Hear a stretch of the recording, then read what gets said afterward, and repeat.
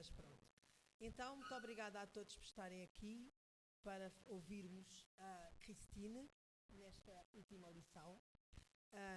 Claro que o professor José Alberto vai fazer um elogio. Sim, espero que não diga mal, porque senão depois eu fico mal vista, mas acho que não. A Cristine entrou aqui já está agora aqui no teatro, não é? Já há muitos anos, mas entrou para o Departamento de Línguas e Literatura, onde fez o seu percurso, e depois passou aqui para as artes, para o teatro, e devo dizer que aguentou estoicamente todos os processos que têm sido difíceis até solidificar o ensino do teatro e o curso de teatro, que finalmente eu acho que está, enfim, com alguma pujança já, e também a Escola de Artes, cuja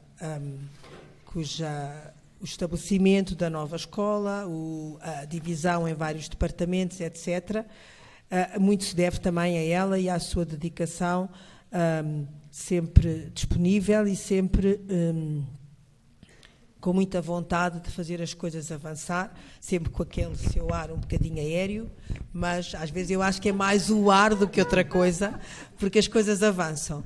E, portanto, em nome da Universidade e em meu próprio também, gostaria de lhe agradecer imenso estes anos todos. Tem sido sempre um prazer e tem sido sempre um prazer, apesar das confusões às vezes, mas tenho tido sempre muito prazer em falar e sei sempre que a Cristine tem feito um esforço constante para que as coisas funcionem bem. E isso é muito louvável. Não há nunca, apesar de às vezes haver coisas que não estão bem ou com as quais não concordam, diz sempre isso de uma forma muito proativa e muito com vontade de resolver os problemas, o que é uma coisa que eu prezo muito e que lhe agradeço imenso. E, portanto, agradecer todos os momentos bons, todos os momentos menos bons não foram praticamente nenhuns, e a sua presença aqui na Universidade, e muita felicidade para o resto que já sei o que é com os netos, etc., mas pronto. E de vez em quando, espero que a convidem para dar uns seminários que os alunos também precisam, tá? Vá, obrigada.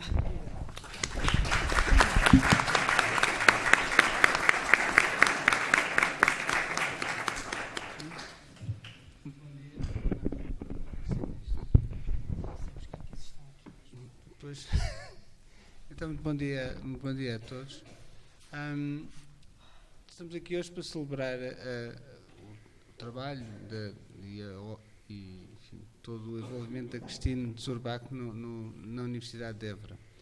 E, de facto, estas ocasiões são ocasiões em que os sentimentos são mistos. Por um lado, de enorme felicidade por podermos estar aqui hoje presentes e celebrar, de facto, e estar com a Cristine nesta última aula. Mas, por outro lado, também é uma tristeza porque, enfim, também será a sua última aula, pelo menos oficialmente será a sua última aula, e isso, obviamente, também nos traz alguma tristeza. Queria dizer, eu estou aqui em nome do IFA, do Instituto de Investigação e Formação Avançada, e, de facto, a Cristine teve um papel muito importante também no IFA e no desenvolvimento do IFA. Ela foi vice-presidente do Conselho Científico do IFA e desenvolveu um enorme trabalho enquanto nessas funções, e foi também diretora do CHAIA, do Centro de História da Arte e Investigação Artística, e obviamente aí também teve um papel muito importante na consolidação dessa área de investigação.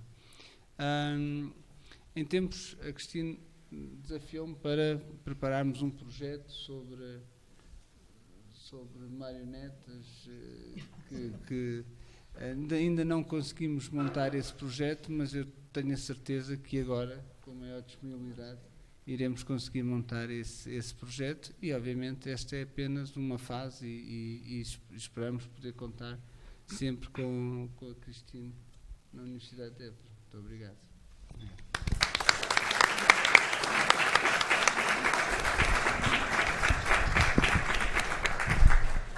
Então, muito... Sim, isto não quero chegar até mim. Ok, este está ótimo. Bom dia. Não, estão bem feitados. Não estão, não. Não, está ótimo. Então, muito bom dia a todos. Já muito foi dito pela Sra. Reitora e pelo professor Candeias, aqui na qualidade de diretor do IFA. Obrigada a todos os presentes, obrigada aos membros da mesa e, sobretudo, obrigada à Cristine por se dispor a dar-nos esta aula, que eu tenho a certeza absoluta que será fantástica.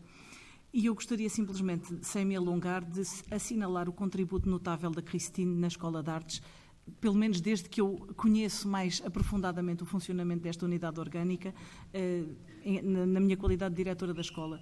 O empenho, a seriedade, o escrúpulo da Cristine nos vários órgãos em que tem estado envolvida, nomeadamente enquanto Presidente do Conselho Científico, enquanto membro da Assembleia da Escola de Artes, tem sido inexcedível e tem contribuído em muito para o bom funcionamento desta unidade orgânica. Eu não diria que a Cristine é aérea, pode ter o ar, concordo, mas a Cristine é uma pessoa extremamente dedicada e extremamente séria na maneira como aborda as questões. Quanto à última questão, eu acho que a Cristine me vai perdoar se eu fizer aqui uma confidência. Nós conversámos um bocadinho em várias trocas de e-mails sobre as várias possibilidades de título para esta lição.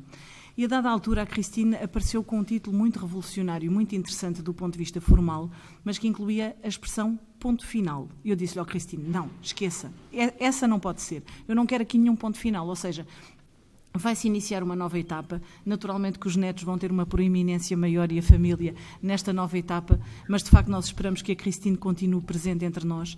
O saber da Cristine, a maneira como ela sempre abordou uma questão ainda espinhosa, que é da investigação artística e do cruzamento daquilo que se pode considerar investigação com as práticas artísticas, esse contributo tem sido determinante. Essa discussão está longe de estar encerrada e, portanto, o contributo da Cristine é hoje tão pertinente como era aqui há anos, ao longo do tempo em que ela desenvolveu a sua atividade formalmente nesta universidade. Portanto, Cristine, vamos continuar a apelar aos seus serviços. Não pense que está livre de nós e eu não quero ouvir falar de pontos finais nesta equação. Obrigada a todos. As equações não têm pontos finais, minha senhora. As equações não têm pontos finais.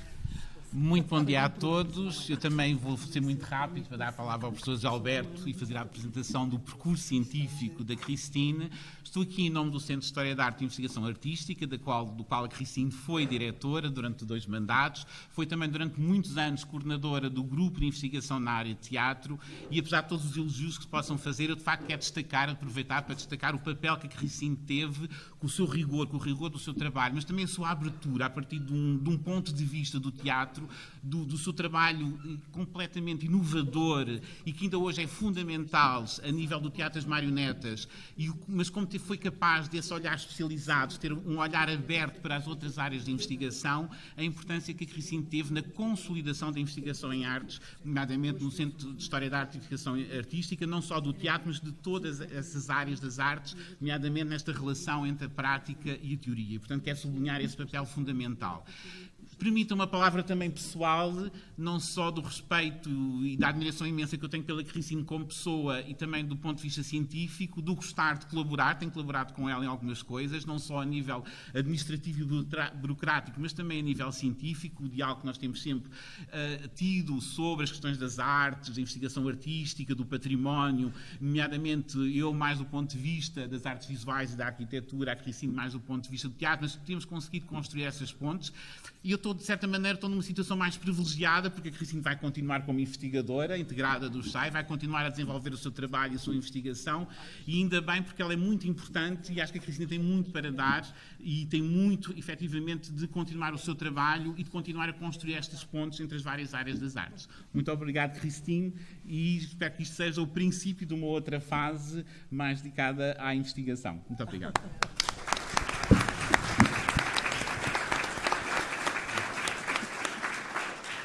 Eu gostaria agora de passar a palavra ao Sr. Professor José Alberto Machado, a quem pedi para fazer, digamos, uma breve apresentação do percurso da Cristine, sendo uma das pessoas que melhor a conheceu ao longo dos seus anos aqui na casa e uma das pessoas que tem uma perspectiva mais abrangente daquele que foi o percurso da Cristine. Sr. Professor, muito obrigada por ter aceito este convite e a palavra é sua. Muito obrigado eu, Senhora Reitora, Senhores Vice-Reitores, demais autoridades académicas, querida Cristine, Luís Varela, Júlia, que está lá atrás, chegou depois, mas está cá. Os netos ainda foram poupados a este ato solene, terão tempo. Eu não vou falar institucionalmente acerca da Cristine, como foi dito, vou falar a partir do ponto de vista do privilégio de o meu percurso e o dela se terem cruzado inúmeras vezes durante décadas nesta universidade. Portanto, tive muito tempo para poder apreciar quem é a Christine, como ela funciona e a grande mais-valia que ela tem sido para todos os sítios por onde tem passado. A Christine é uma pessoa que tem na sua origem genética e geográfica o próprio encontro de culturas. Ela é uma alsaciana, e ser alsaciana é uma coisa muito complicada. Ela é uma alsaciana francófona com um nome alemão, Zurbach, que quer dizer qualquer coisa como junto do Ribeiro, embora ela seja francófona, mas não pode deixar de ser herdeira de uma situação que é ela própria um convite ao encontro e uma memória do desencontro. Um alsaciano que tivesse nascido em 1869 e morrido em 1949, ou seja, a geração dos avós da Christine, alguém que tenha vivido esses 80 anos, teria nascido francês, ter-se tornado alemão com 2 anos, teria voltado a ser francês aos 50, teria voltado a ser alemão aos 70 e aos 75 teria regressado para morrer a ser francês. Isto não pode deixar de marcar no sentido de que pode ser olhado como uma hipótese de desencontro ou como uma hipótese de encontro. Curiosamente, o percurso pessoal da Christine, que tinha toda esta carga histórica ou genética, passou por um acrescento de riqueza cultural a partir do momento em que, por razões que não vêm ao caso, ela decidiu vir viver para Portugal. E foi uma escolha feliz para muita gente, para o Luís Varela, para a família, e também para nós, para a Universidade de Évora, como é evidente.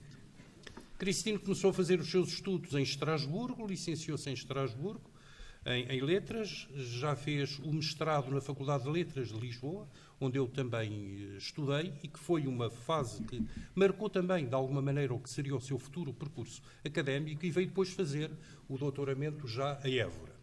A primeira fase do percurso académico da Christine foi feita como literata, como especialista de literatura. E foi feita debaixo da asa, sob a égide, sob a férola terrível de um dos monstros sagrados da Academia Portuguesa, que fez passar as passas do Algarve à Christine, como a muitos outros dos seus discípulos, e que foi a professora Maria Alzira Seixo, a quem também esta universidade muito deve. A professora Maria Alzira Seixo moldou a parte inicial do percurso académico da Christine, que tinha um medo dela terrível, mas que com ela aprendeu imenso. Não, ela metia mesmo medo, a professora Maria Alzira Seixo. Embora depois, quando aprendíamos a conhecê-la e a lidar com ela, víamos o outro lado da questão. E a Christine tremeu, mas aprendeu também muito, e foi uma presença muito marcante para a construção da personalidade académica e intelectual da própria Christine, que começou pela literatura, como é evidente.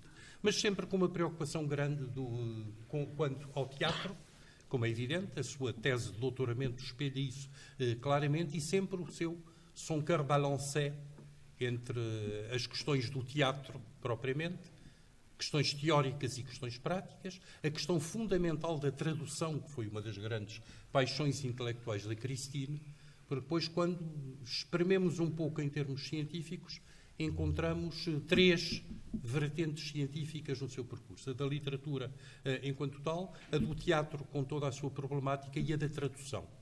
A Christine trouxe a tradução para a Universidade de Évora, uma licenciatura em tradução, que muito trabalho deu para montar. Do ponto de vista da literatura, a Christine fundou e ajudou a dirigir um mestrado que, quando nasceu, era quase revolucionário, um mestrado em literaturas e poéticas comparadas, onde eu também lecionei. Alguns destes projetos depois não vingaram, ou vingaram apenas o tempo em que tinham que vingar. Mas a Christine nunca baixou os braços e, portanto, passava para o projeto seguinte.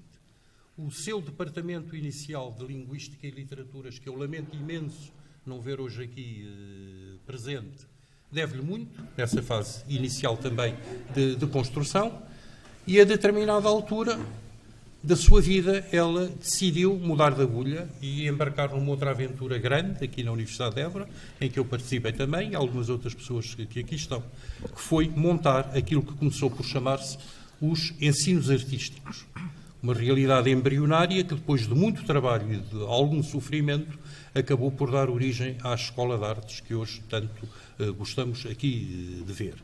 A Cristine esteve desde a primeira hora no embrião daquilo que foi o Departamento de Estudos Teatrais, que depois se chamou Artes Cênicas e que hoje, tristemente, não é departamento, mas que esperemos que volte a ser, e deu um contributo inestimável à seriedade científica do estudo do teatro em Portugal. Não, à seriedade em Portugal do estudo do teatro, porque a dimensão científica da Cristine como teatróloga não se limita a esta Universidade Alentejana.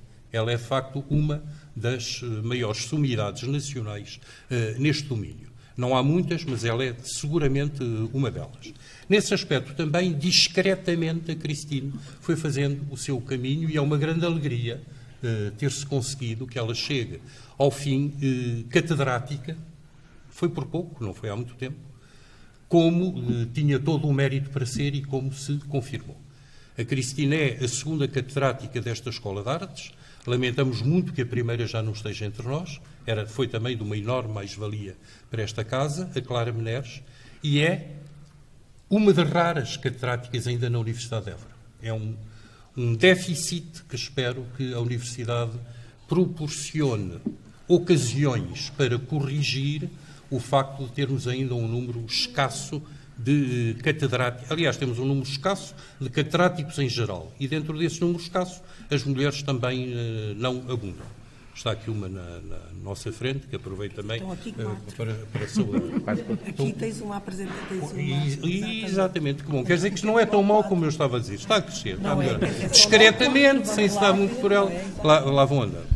Mas o exemplo mais acabado de como a Cristina é discreta é o facto de ninguém ter notado, porque era difícil notar, que fez 70 anos. Essa é a coisa mais espantosa. Quem olha para a Cristina não acredita que ela tenha 70 anos. Isto é, ela discretamente fez 70 anos sem que alguém pudesse notar na sua aparência essa realidade. Essa é uma mudança que faz de maior espanto. A Cristine foi, além das coisas de que referi, foi, como já disse o Paulo, diretora do meu centro de investigação, numa fase importante, numa fase de expansão e de reconfiguração do próprio centro, e dentro do qual ela se preocupou muito, e muito particularmente, com essa questão da investigação artística. Preocupação, aliás, que era também comum à Clara Meneres, que muito trabalhou também nesse domínio.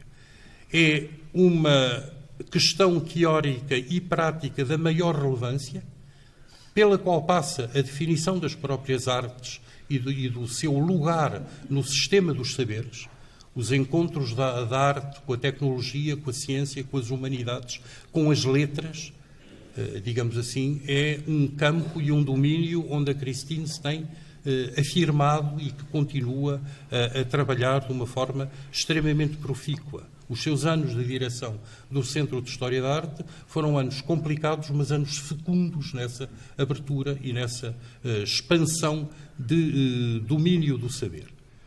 Finalmente, e de um ponto de vista mais institucional, o último, a Cristine prestou a esta casa onde estamos, um serviço inestimável pela maneira como exerceu a presidência do Conselho Científico da Escola de Artes.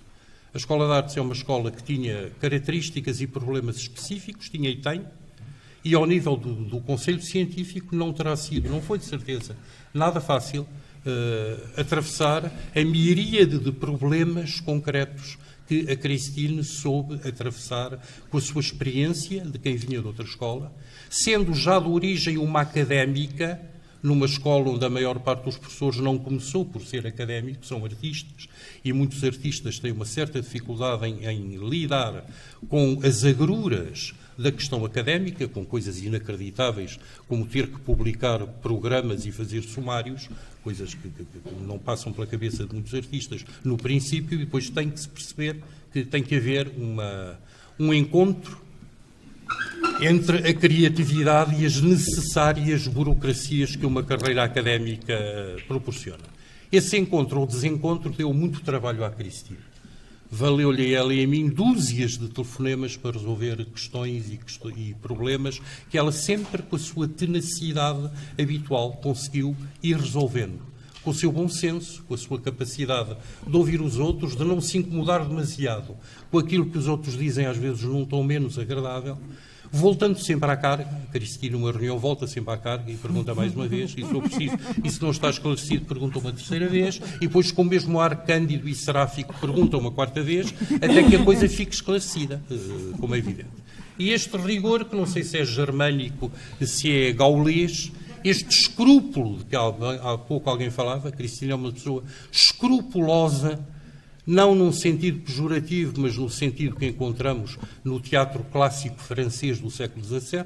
Os personagens de Racine e de Corneille são escrupulosos, têm um escrúpulo imenso, e a Cristina adotou esse escrúpulo como regra de bem fazer, a preocupação de bem fazer, a preocupação de ser competente, a preocupação de cumprir a sua obrigação, o não se satisfazer com o second best, mas tentar procurar a solução que é correta, ainda que dê trabalho, ainda que possa parecer chata, ainda que tenha que voltar ao assunto para que a coisa fique resolvida da melhor maneira possível, não a mais contento, mas da forma mais correta e mais rigorosa. Em suma, pelas variadas coisas que foram sendo ditas, eu já devo estar a passar o meu tempo, e viemos aqui, não foi para me ouvir a mim, mas para ouvir a ela, eu acho que a Universidade de Évora tem uma dívida enorme com a Cristina. As pessoas que lidaram com ela não têm dívida nenhuma, têm o agrado de poder ter, durante estes anos, dialogar e tratar com uma pessoa que é complexa, que não é fácil e que não é simples, mas que é extremamente rica e que, sobretudo, é uma pessoa de cara lavada, ou seja, que mostra aquilo que diz ao que vem, não tem agendas ocultas. Muitas vezes encontramos pessoas que têm outro tipo de agendas e intenções e assim constrói o seu próprio percurso. A Cristina, na construção do seu próprio percurso, ela foi sempre a última preocupação. Ela não fazia as coisas para ela. Ela não criou cursos para ela, não dirigiu entidades para ela, não teve as chatices do Conselho Científico para ela. Podia muito bem ter poupado de tudo isso. E por isso, e com isto termino, um grande gosto em que ela tenha chegado ao fim do seu percurso universitário que nós tínhamos podido ver, catedrática como muito bem se devia, pelo seu próprio mérito, e resta só desejar que, nos muitos anos que ainda tenha para viver, que se ocupe do Luís e da Júlia e dos netos, e que de vez em quando também se lembre de nós, que não nos esquecemos dela. Muito obrigado, Cristina.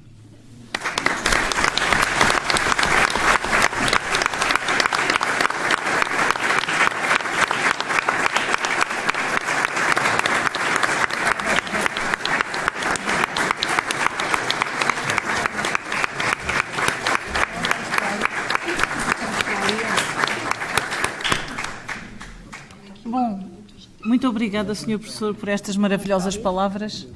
Vamos então deixar a professora Cristina recuperar das emoções desta intervenção com a sua lição, que certamente vai ser muito, muito maravilhosa.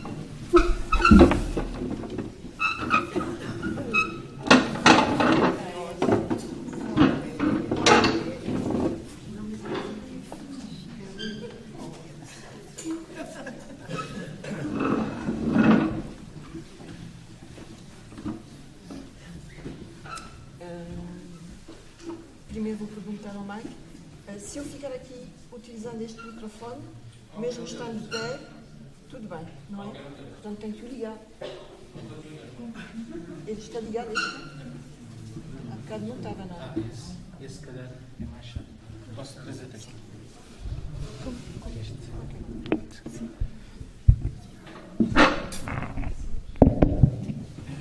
Não vai precisar de mais nenhum. Penso que não. Portanto, este. Eu falo para este, não é? O outro.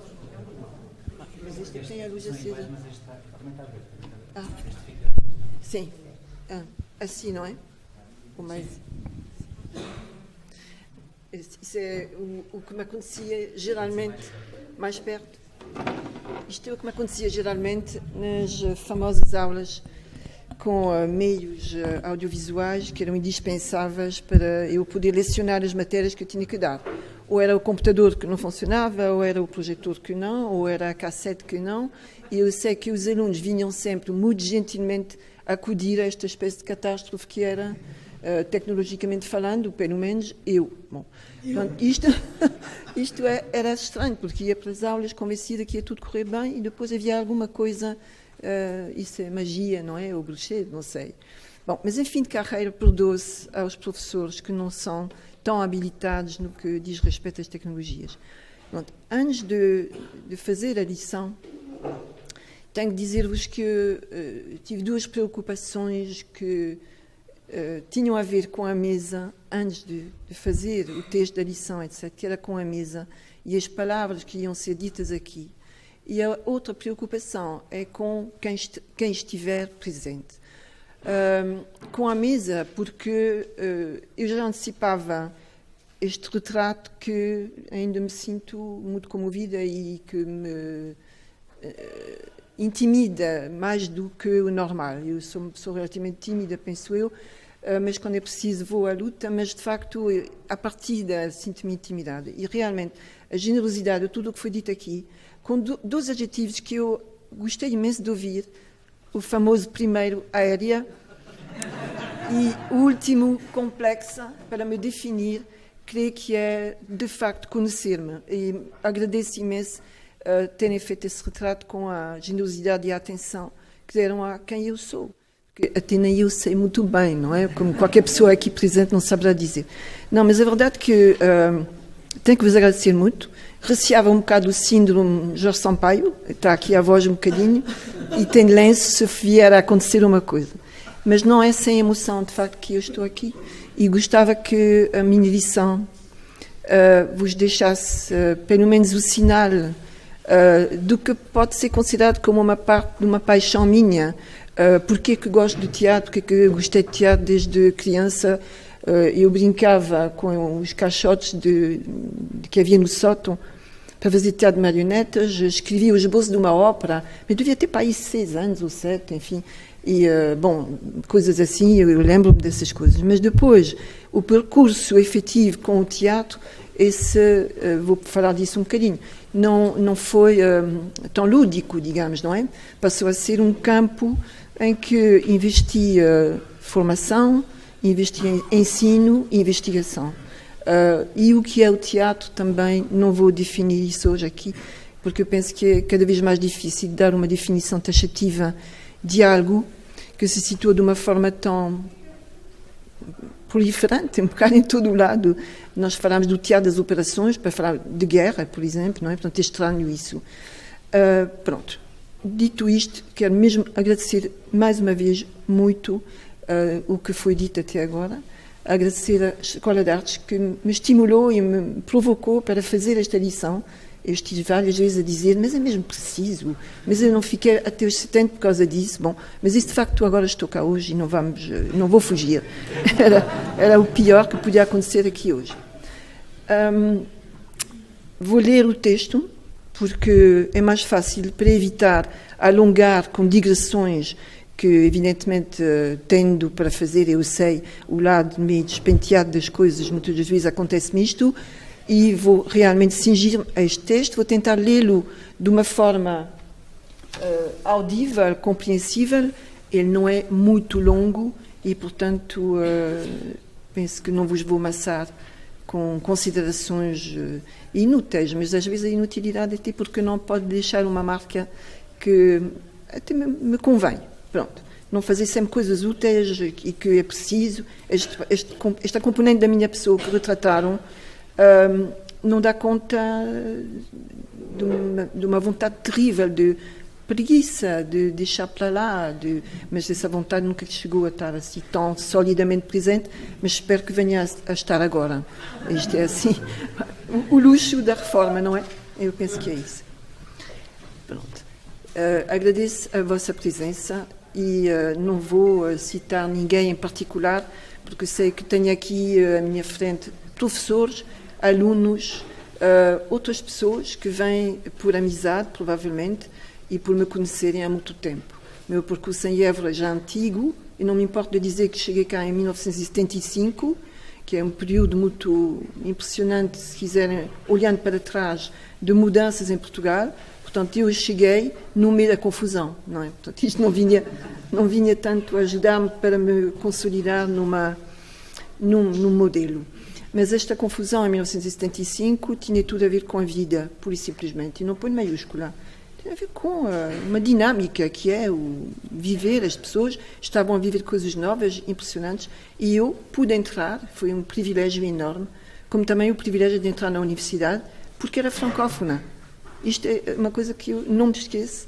Quando o professor Adel Cidalos me perguntou se não queria dar aulas de francês na universidade, e encontrei o professor Zé Alberto Machado no corredor, na esquina dos nossos gabinetes, no Espírito Santo, muito rapidamente. E foi a partir daí que as coisas continuaram. A professora Maria Azira Seix, que foi aqui referida, eu devo dizer que lhe devo muito. Eu estou neste momento a escrever, apesar do modo, de funcionar. Bom, neste momento estou a escrever um texto de elogio para uma revista de literatura comparada, e apercebi-me que a primeira versão do meu texto, e foi a minha filha que me chamou a atenção para isso, é a falar de mim. Ou seja, eu o que eu recebi, o que eu fiz, de facto não. Elogiá-la não é falar do que ela me deu, mas em parte eu tenho que fazê-lo. E, bom, eu espero um dia voltar a encontrá-la. Nós já nos encontramos aqui quando ela recebeu o prémio Virgílio Freire. Foi há muito tempo já. Bom, então vamos à lição. E tem que ver o tempo. Não? Não vale a pena? Não? Está bem. Isto é para as conferências dos congressos, está bem. Portanto, o título é Do Texto e do Palco, uma conversa inacabada. Falar de última aula significa, sem sombra de dúvida, a despedida pública da vida académica. Enquanto ato formal, o seu formato ritualizado poderá contribuir para suavizar emoções que se insinuam sem pedir licença ao interessado, mas também representam um risco, ou de, pelo contrário, as despertar ou avivar. Para não prejudicar nem a clareza do meu discurso sobre o assunto que escolhi para esta sessão, nem o sucesso desta partilha tão generosamente propiciada pela Escola de Artes, julgo que convém não permitir que as emoções venham tomar conta desta breve sessão. Assim o espero. A propósito de ponto final, aqui eu tenho 3 pontos. Reticência. Deliberadamente, o título desta aula, que foi difícil de encontrar, confesso, propõe pelo menos 2 tipos de emoções. Negativas, porque no inacabamento mora a consciência intranquila da imperfeição do que foi feito, por todas as razões que não vou enumerar aqui hoje, nomeadamente pessoais. Beckett propunha tentar de novo, voltar a falhar melhor. Esta frase que acho extraordinária. E positivas também. Emoções positivas na percepção de uma incompletude que deixa espaço para o que poderá vir a ser feito ainda, remediando a percepção disfórica da imperfeição passada pela consciência do que ficou por fazer e do que de futuro surgirá para ser feito. Houve vários desafios para eu não desaparecer da paisagem agora mesmo. Inevitavelmente, esta lição representa um momento de balanço pessoal do meu percurso enquanto docente e investigador da Universidade de Évora, como acabei de sugerir. Mas também se pode aplicar à matéria retratada na primeira parte do título, Texto e Palco, numa reflexão em jeito de estado da arte sobre o estudo do teatro como matéria de ou do ensino e necessariamente também sobre a própria arte do teatro, hoje entendida como prática artística inserida na vida cultural. Neste contexto, falarei do modo como o teatro se situa relativamente ao território do texto, como espaço da criação verbal, tradicionalmente remetido para a literatura, com a classificação de género dramático, e do palco, como espaço para a criação teatral, na sua dimensão performativa e interpretativa, com ou sem a presença do texto ou de um texto, numa tentativa de descrição provisória. Com a escolha do título, procurei balizar um caminho para esta lição, que vincula o meu discurso a 2 conceitos simples e de uso comum, que estiveram no cerne da maior parte da matéria das minhas aulas, dedicadas às problemáticas da área científica da dramaturgia no teatro. Outra palavra que ainda não tinha pronunciado e que é de facto esse o assunto. Já lá vamos. São 2 espaços de criação. Um é o texto, que pertence ao universo da autoria, do escritor, como dramaturgo, da escrita dramática, ou, como na feliz designação pelo historiador Taviani, das composições textuais, espaço da palavra escrita, letra morta na página, designação metonímica proposta por Chartier, a página, que se transforma na palavra oralizada, fala, o verbo encarnado, aí estamos no outro campo, quando encontra o palco, lugar onde mora, com toda a sua imponente vitalidade, com o som e a fúria dos isabelinos, a prática teatral, espaço da palavra dita, oralizada, da fala em ação e em movimento e da imagem. Para os alunos, isto é um pequeno à parte, não é bem à parte, é uma realidade, é uma verdade que vou dizer agora. Para os alunos, trata-se de uma disciplina teórica, com tudo o que o termo tem de negativo no estudo das artes. É uma palavra teórica que não é muito bem acolhida. E que contrapõe as disciplinas ditas práticas da voz e do corpo ou da interpretação, seguramente mais aliciantes, por não caberem inteiramente entre as páginas dos livros ou de uma folha de teste, segundo uma opinião subejamente difundida e religiosamente transmitida de ano para ano. Antes da minha primeira aula de dramaturgia, os alunos já sabem que a dramaturgia é uma teórica. E eu faço essa careta assim, bom. Alguns happy few escapam, digo em abono da verdade, e em nome da diversidade do percurso dos alunos que compõem uma turma. Tem que ser honesta. Tal pressuposto, ou mesmo preconceito, pode surpreender. Será porque a dramaturgia envolve a presença do ou de um texto escrito, equivalente à temível necessidade e ao não menos temível risco de tédio de ter que o ler? Ou porque requer o esforço de uma reflexão que deve partir em busca do sentido, o que também se chama, em termos mais pragmáticos, interpretar o texto, exercitando o pensamento crítico, o que fazem também nas aulas práticas. Ou será pela concorrência da chamada performance, qualquer que seja o conteúdo dado ao termo, mas que, segundo pensam, não implicaria a presença incómoda de um texto? Herdeira do experimentalismo das vanguardas que, a contar do início do século XX, integraram no espetáculo de teatro o contributo de outras artes e hoje o das novas tecnologias e da arte multimédia, a criação teatral contemporânea desestabiliza as nossas certezas sobre a escrita dramática e o trabalho dos intérpretes em cena, por vezes irreconhecíveis para o espectador menos atento, confrontado com o apagamento ou a reformulação do que julga inquestionável, como, por exemplo, estes simples conceitos de texto ou de palco. Com efeito, hoje o teatro não recorre necessariamente ou apenas ao palco convencional e ocupa espaços cada vez mais diversos e insuspeitos, como mostrou, por exemplo, felizmente ou infelizmente, não sei, a produção criada em suportes virtuais e não presenciais no contexto da pandemia, tinha que ser citada, que se esvaziou das suas certezas, que esvaziou das suas certezas a própria definição clássica registrada no dicionário do que se entende por teatro. Teatro é a relação entre alguém que está em cena para alguém que está presente, com quem a ação cênica se produz. Portanto, a presença. A pergunta também interpelou os próprios artistas e não apenas o espectador. Mas terá sido criada uma nova definição de teatro? Nesta universidade houve uma mesa redonda em que houve, de facto, um dos encenadores, João Garcia Miguel, que colaborou com o departamento de teatro, que pôs essa questão, de que é que estamos a falar ainda de teatro, quando se faz esses famosos espetáculos por vídeo. E quanto ao texto, na sua descrição do que intitula Dramaturgia Nova, Patrice Pavis é uma das minhas referências teóricas, felizmente traduzido para português no Brasil, o que faz que há sempre material teórico disponível, porque o francês já não se lê. Patrice Pavis evoca no artigo de 2014 sobre dramaturgia e pós-dramaturgia uma paisagem rica e variada, mas também confusa e atormentada, os adjetivos são dele, que reflete a mutação e a renovação do lugar do texto na criação teatral.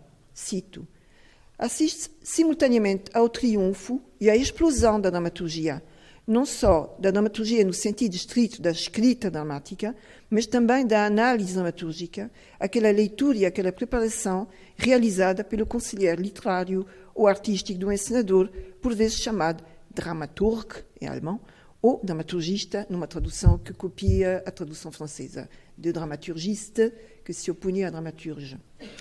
No mesmo artigo, o analista evoca brevemente exemplos de novas dramaturgias, a saber, Divide Theatre, o teatro colaborativo, como de sucesso atualmente entre os nossos alunos, teatro na educação, ou dramaturgia pedagógica para crianças. Aqui, a professora Lucília, que é a guardadora desta área, enviou uma mensagem a dizer que, infelizmente, não podia estar presente hoje, mas eu preciso citá-la, porque ela comigo iniciou essas formações, não eu não no teatro da educação, mas ela. Dramaturgia do ator, seguindo Eugênio Barba. Dramaturgia pós-narrativa ou da não-ação. A dramaturgia visual, composta por imagens e desprovida de qualquer texto. E a dramaturgia da dança, baseada do não-verbal. E a dramaturgia performativa, visual, gestual ou musical, que se define como um processo de criação artística em si, no qual participa o dramaturgo de produção, que participa na produção do sentido, uma função que pode envolver também o espectador. Portanto, a parte performance, não vou falar muito aqui, é um território de facto específico e que eu penso que neste momento está a ter ferramentas de trabalho muitíssimo bem identificáveis. Eu falo do teatro. Vou referir aqui duas referências portuguesas a propósito dessa questão das novas dramaturgias. Um exemplo de tal prática é referido pelo dramaturgo José Maria Vieira Mendes, que, à luz da sua própria experiência com a Companhia do Teatro de Praga, propõe na sua obra Uma Coisa Não É Outra Coisa, uma distinção entre dois tipos de textos no teatro: as peças de literatura dramática, do cânon, escrita pelo dramaturgo, e os textos escritos para espetáculos, pelo escritor. Portanto, eu deixo a vossa consideração. Bom, a obra é fácil de encontrar e é muito interessante, quanto a mim. Foi muito polêmica, nem toda a gente subscreve o que ele propõe. Um segundo exemplo, que surge numa obra recente, coordenada por Micael de Oliveira, publicada em 2018, sobre a presença do texto na dança e no teatro contemporâneo, é o título da obra, refere o recuo das orientações textocentristas, ou seja, que partiam do texto, que dominavam o palco em torno dos anos 1950, e do predomínio do trabalho de interpretação cênica dos textos, da página para o palco, associada à era da encenação ou dos encenadores e fortemente conotada com a influência da estética e da escola brechtiana. O teatro tem um pouco essa tendência para atribuir a divisão em termos de época e de momentos importantes da sua evolução e transformação, um protagonismo a um indivíduo, não é? Portanto, a era dos encenadores, hoje será talvez a era dos performers, não sei. Houve a era dos atores também, que no século XVIII muitíssimo importante, XIX. Do dramaturgo no século XVII, porque ele era o poeta da cena. Portanto, essa espécie de atribuição, acho que é rica e ela é talvez única no campo das artes. Bom, fez parênteses. Já tinha dito que não ia fazer parênteses, mas bom. A mesma obra inclui uma análise por Joseph Danon, uma outra referência, os alunos sabem que eu cito muito. Ele tem uma obra publicada pelo Centro de História da Arte, O que é Dramaturgia, traduzido por mim com o Luís, e que foi muito útil para, diria já, vários anos, não diria geração, não é também exagerando, mas várias edições, digamos, do curso de teatro cá e não só. Portanto, esta obra, que é Dramaturgia, é de José Danon, de que falo aqui. E ele faz uma análise de uma experiência da escrita do texto que remete para a dramaturgia do encenador Tiago Rodrigues, que todos conhecem, e para os espetáculos que elaborou com obras literárias cuja presença expressa pela sua ausência no seu trabalho de apropriação teatral, como gesto de escrita ou de reconfiguração dramatúrgica dos textos do património literário universal, como, por exemplo, em Bovary, a famosa mulher que sonhava uma vida e que a levou à morte, coitado. Sim. Mas há muitos fins de tipo trágico na literatura, no teatro. Eu não vou citar, mas morre-se muito nessas áreas. Por alguma razão há de ser. Portanto, Bovary, que parte não da obra, mas do processo judicial de que foi alvo por imoralidade. O texto é publicado, é muitíssimo interessante. Ou Como ela morre, que é a partir de Anna Karenine, de Tolstói, um texto escrito por Tiago Rodrigues, em que personagens dão conta, narram a sua relação com a obra. Ou ainda uma peça que eu acho belíssima, Sopro, que faz ver com um texto impresso à vista, na mão de ponto do Teatro Nacional de Dona II, Cristina Vidal, como o texto soprado aos atores se torna presente pela sua metamorfose em palavra dita. Ou seja, ela, como ponto, está ao lado dos atores, sopra o texto, nós ouvimos vagamente, e eles dizem o texto. E há o material verbal impresso em mão, e isto acho uma combinação. Enfim, gostava de ter sido a autora disto, não sei porquê, mas acho que é belíssimo. Talvez alguns entre vocês tenham visto esta peça. Para identificar os caminhos abertos pelos criadores, o discurso crítico privilegia a sua marca temporal, como, por exemplo, o teatrólogo Denis Lehmann, que vulgarizou a ideia de um teatro pós-dramático e complicou-nos muito a vida. Penso que o professor Alves Pereira, que está aqui presente, poderia subscrever esta minha impressão, porque depois surgiu o pós-dramático, e parece que agora acabou nesta segunda fase. É a sua obra mais mediática, traduzida em inúmeras línguas, inclusive em português. Ou recorrendo simplesmente ao adjetivo novos, como na designação novas dramaturgias ou palcos novos. Nos dois casos, existe o pressuposto de um contrário, o antigo, necessariamente desatualizado, condenado ao desuso ou ao abandono. Aqui gosto de me lembrar da figura da Marguerite Yourcenar, a propósito da questão do tempo, e o título da obra, O Tempo, esse grande escultor. Eu penso que não devemos dizer mal do que é velho e do que é passado. Há uma vida presente de tudo isto e que tem a ver precisamente com o tempo. Isso com os alunos, às vezes, é a história dos clássicos. Adjetivo também temível.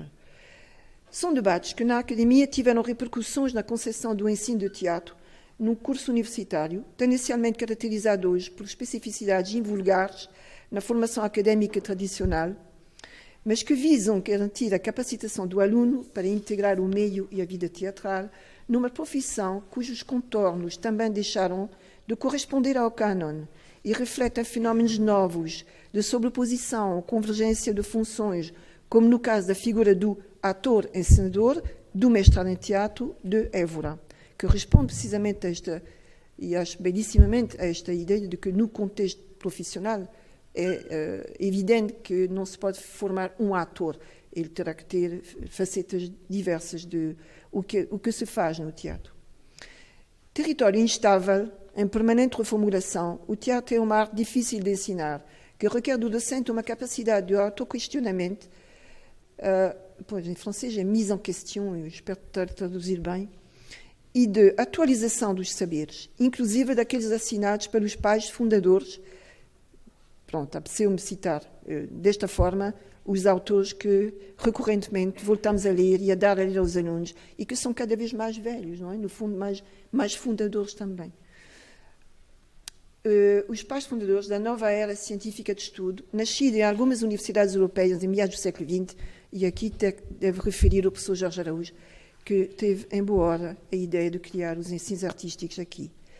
São saberes que serviram sem equívoco para alicerçar os primeiros planos de estudo, elaborados nos primórdios da inscrição do teatro na oferta formativa universitária, mas rapidamente pediram uma atualização, em parte decorrendo das orientações ditas de Bolonha. E, sobretudo, a necessidade constante de aproximar os conteúdos de ensino das práticas artísticas envolventes, sob pena de perder toda a sua atratividade e pertinência para o mundo que nos rodeia. Eu devo aqui fazer justiça aos colegas que vieram da Escola de Ciências e Tecnologias, deve ser rigorosamente igual na vossa escola. Não se fala de biologia hoje como há 20 anos, ou há 10 até, não sei. Bom, mas enfim.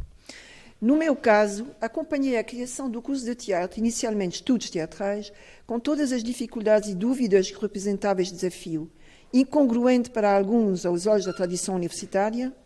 Nunca me esquecerei da apresentação no Conselho Científico da época do projeto, que levantou tantas questões que eu não era capaz de acudir, algumas era até sobre a questão das vagas e do dinheiro, portanto era mais uma área. E o que é que fazemos nós, que já cá estamos? Temos que pôr mais água na sopa, quem iria pôr, não é? Bom.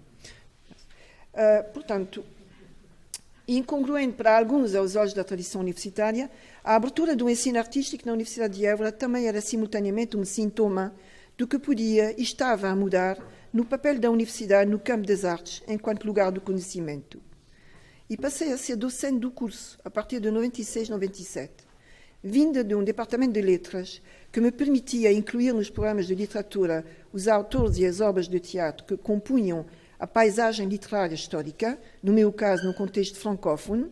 Fui naturalmente encarregado de lecionar uma matéria que dava à interpretação da literatura dramática o nome de dramaturgia.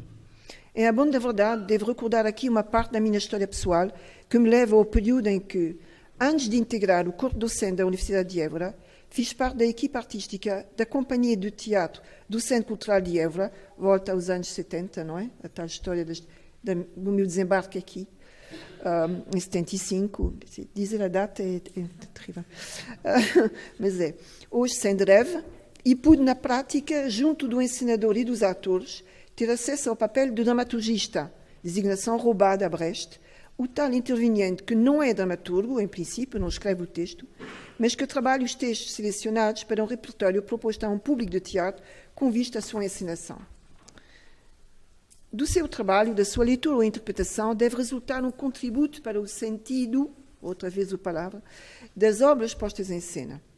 A tarefa era exigente e levava-me da investigação das condições particulares de um determinado contexto histórico-cultural, de origem das obras, às questões levantadas pelas condições igualmente particulares da sua recepção.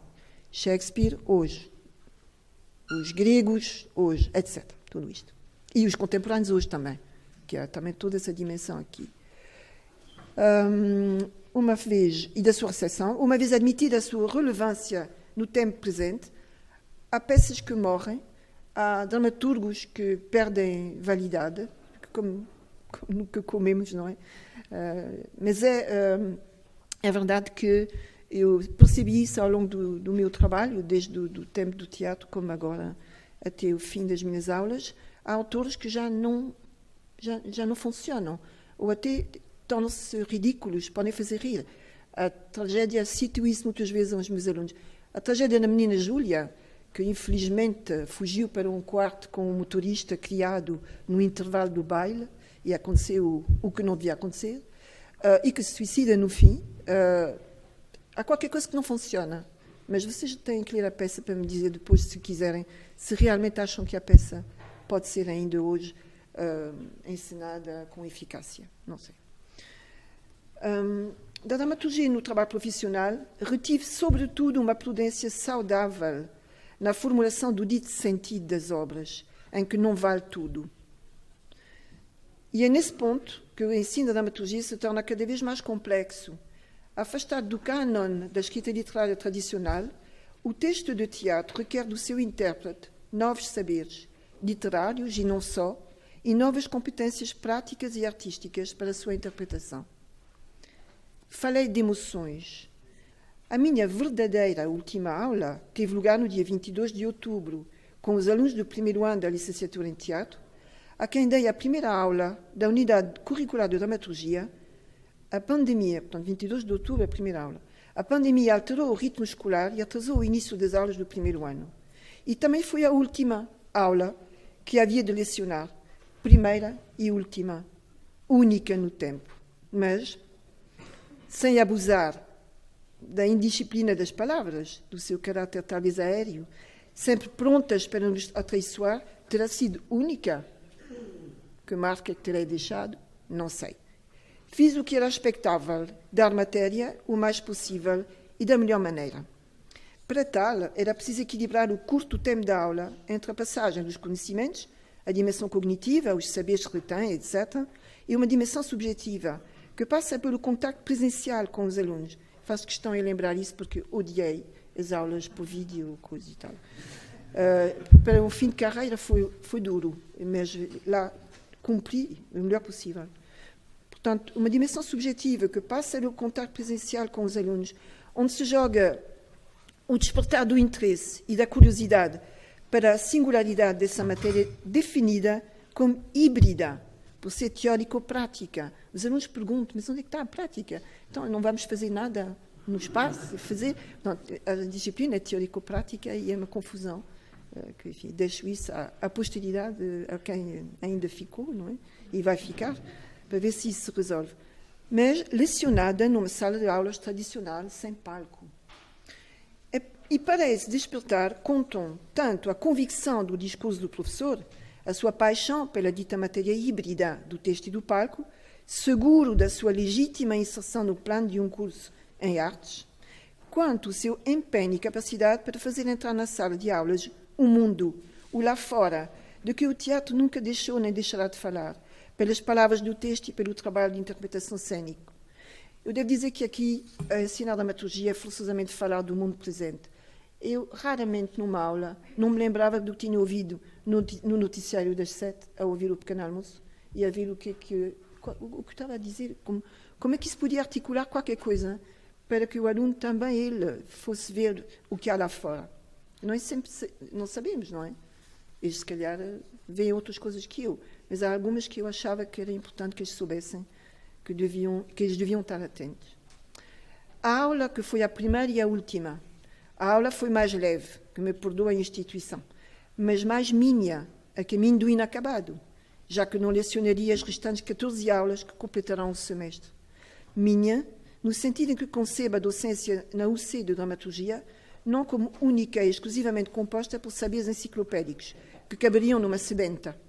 A aula foi uma tentativa para deixar em pouco tempo, muito ao gosto dos nossos tempos, da atenção minimal, na duração sempre curta das mensagens e das suas trocas, e dar a correr, mas fazer da melhor maneira, a semente do questionamento que estrutura a disciplina.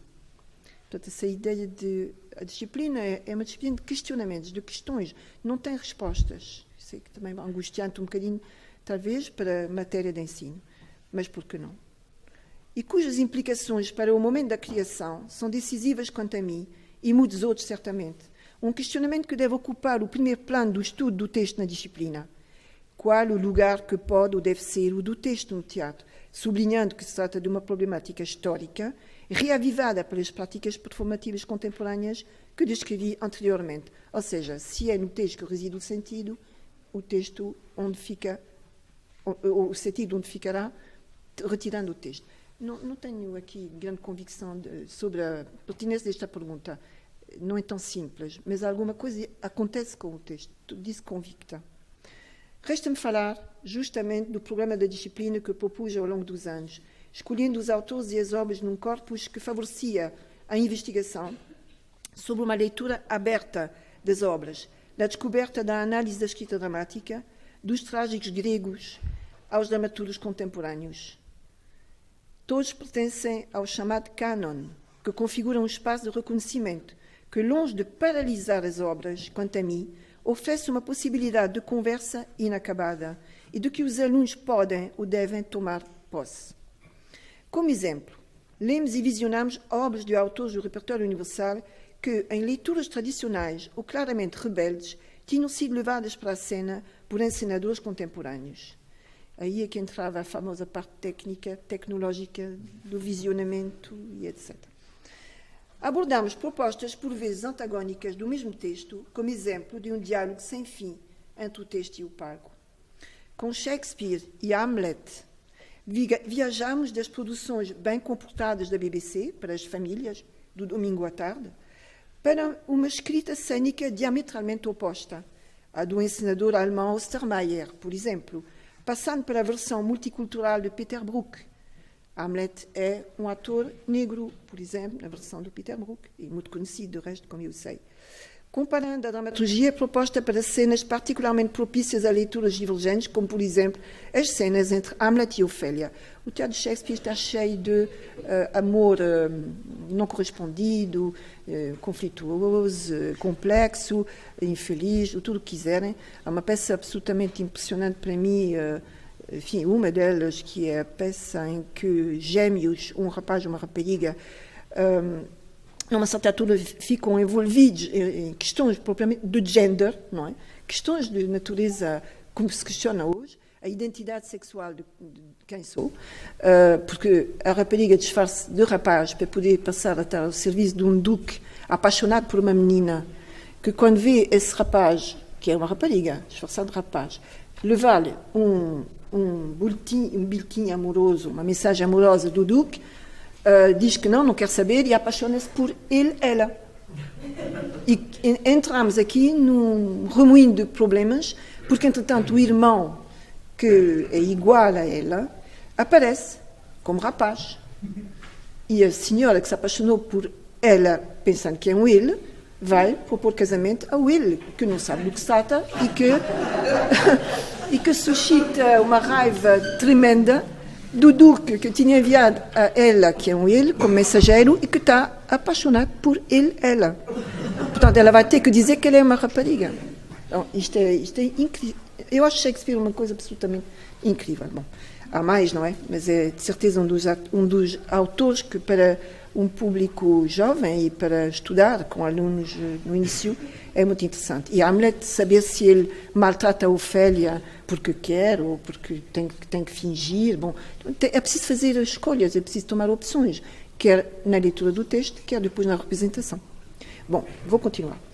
Com Molière, descobrimos a inventividade do nobilizado e irreverente Dario Fo, um anarquista convicto, um indivíduo profundamente politizado, que fez da farsa O Médico Voador, uma peça pequena registada num guião minimalista inspirado do estilo da comédia dell'arte, uma obra de arte total. Com a benção da nobre instituição Comédie Française e a cumplicidade dos seus conceituados atores, se ri de tudo o que pomposamente representa alguma autoridade, seguindo assim os passos do tão incomodativo comediante Molière.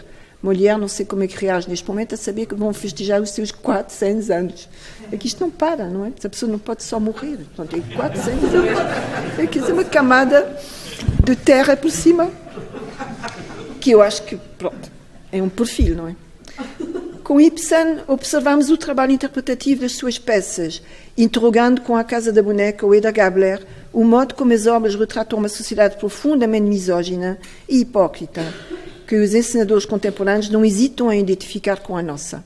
Há, por exemplo, encenadores que alteram o fim, os famosos fins. No caso da Casa da Boneca, em que ela simplesmente sai batendo com a porta, ou que no fim do século XIX era monstruoso para o público burguês, uma mulher não sai de casa deixando os filhos e o marido, não é? Mas ela tem boas razões para o fazer, recomendo a leitura. A Casa da Boneca, mas ela, na versão de, não me lembro quem é o encenador, é o Ostermeyer outra vez, não é? Ela pega numa pistola, porque também o teatro está cheio de pistolas, e Chekhov dizia também, uma pistola vai servir numa dada altura. Pega na pistola, pronto, do marido que é banqueiro e pronto, deve ter uma pistola para se proteger dos bandidos, não sei, e vai matá-lo e não sai de casa. Portanto, não há a imagem da mulher que comete algo que é penalizado. Ela não. E então entramos no universo da violência doméstica, talvez mais radical. Mas aí, bom, isso é o que aconteceu. Eda Gabler também é uma obra que foi reescrita por Gemelli Vieira Mendes e, portanto, é interessante também ver como é que esta mulher abandona este universo burguês insatisfeita, suicidando-se.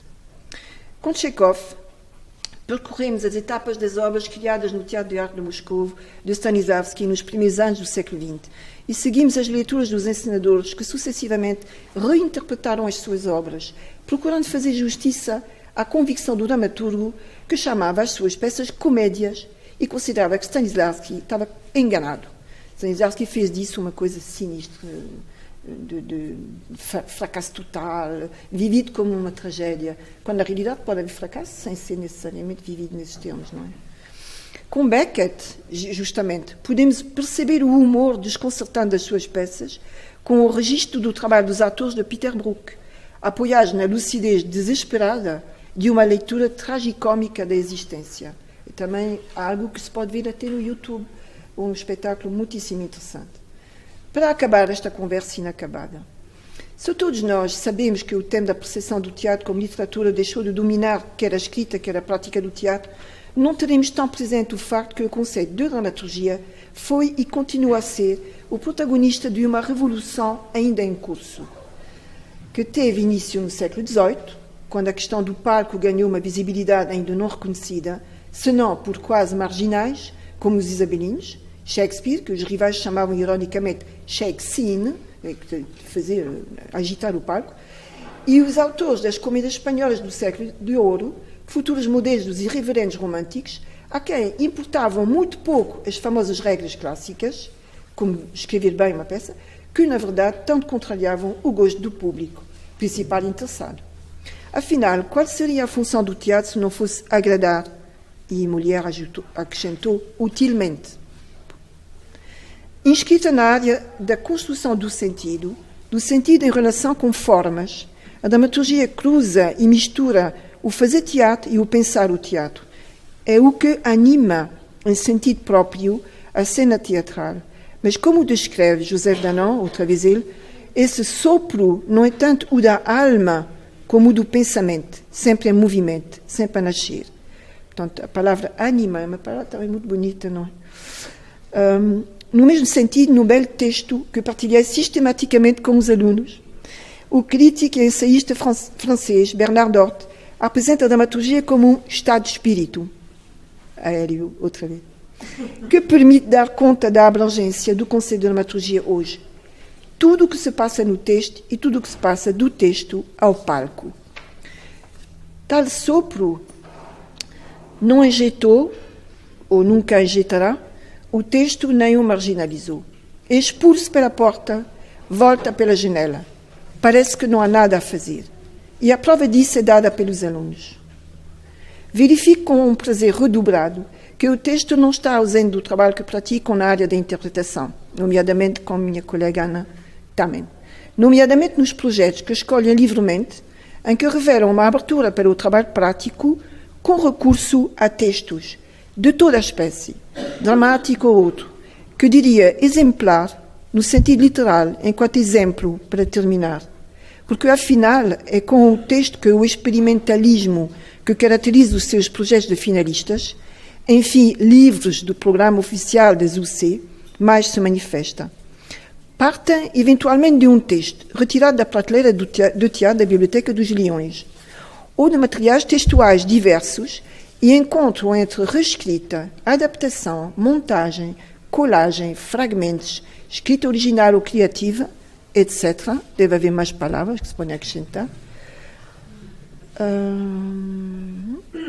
Etc. Não estou? Sim. Inúmeros modelos para dialogar com o texto, apropriar-se dele, ou, como costumam dizer, dando-lhe a volta. Que era uma coisa que me punha no princípio. Mas dá a volta ao texto. Mas o texto está bem assim, não damos volta nenhuma, mas damos a volta. A expressão feliz pela sua irreverência e a afirmação de uma liberdade conquistada finalmente. No texto e no palco, e também no famoso mundo, lá fora. Assim o espero. Muito obrigada.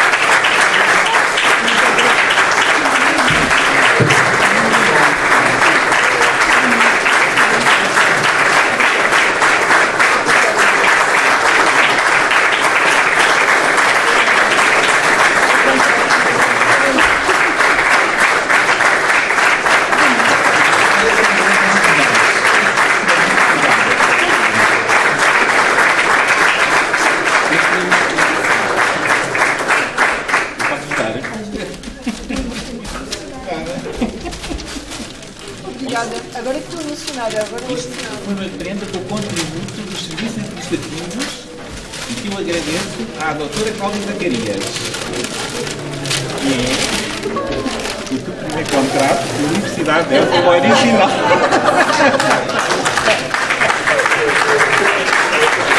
O original.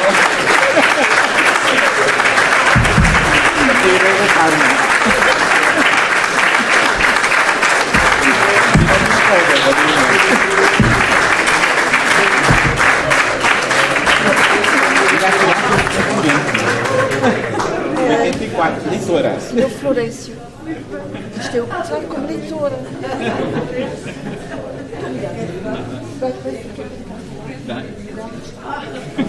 E vai passar para os meus netos.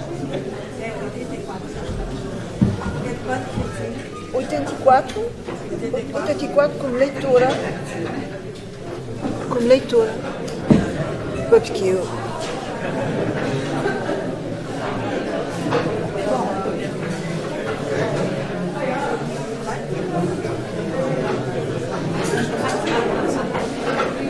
Desculpem tomar a palavra, eu só queria dizer que preparámos ali um pequeno coffee break aqui ao lado para ficarmos um bocadinho mais de tempo com a Cristine.